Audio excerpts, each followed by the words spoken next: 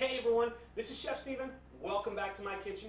Today we'll be doing another recipe out of my cookbook, Getcha Grub On. We'll be making some naan bread. Now, there's not a lot of ingredients, so it's a very easy recipe. With all that being said, we've got 4.5 cups of flour, a 1/4 cup of sugar, cup of water, 1 egg. We've got 1 packet of dry active yeast, 3 tablespoons of milk, 3 tablespoons of butter, and a teaspoon of garlic powder, a teaspoon of onion powder, and 2 teaspoons of salt. Now, let's get this easy recipe going, shall we?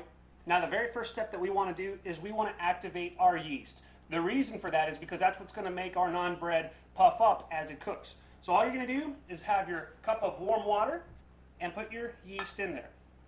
We're going to stir this all up, and we're going to let it sit for about 10 minutes. Our yeast mixture is starting to activate.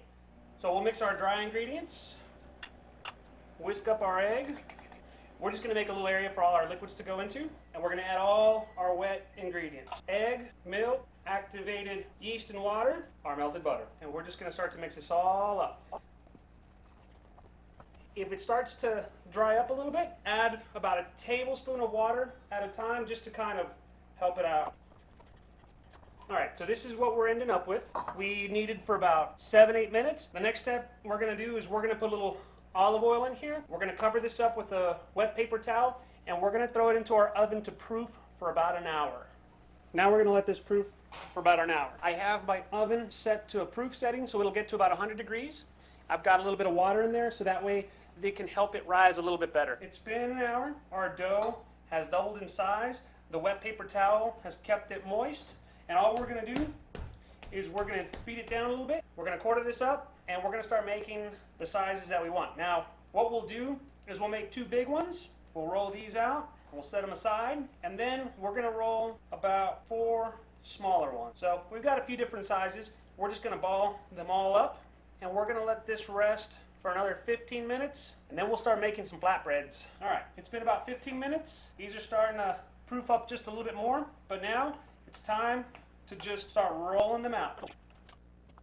So the way I like to make my flatbreads, I get my cast iron hot. There's a little smoke coming out of it. We're going to spray a little olive oil onto it. Then we're going to throw a couple of our flatbreads on top. All right, it's been about a minute. We're going to flip these over, and notice the color that we're getting on our flatbreads. What I like to do is I get just a little bit of some melted butter, and we're going to brush that on along with a little bit of some salt.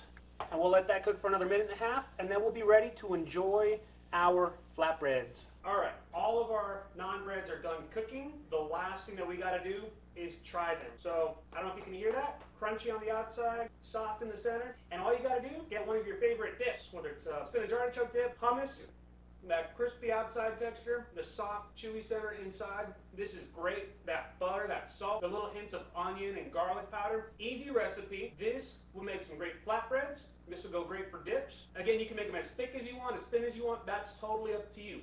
But I hope you learned something today. Make sure that you follow me on social media. Chef Steven Gonzalez on Facebook, Chef Stegons on Instagram. If you want a copy of this recipe, go to chefstevengonzalez.com. Anyways, I hope you have a great day, and we'll catch you next time.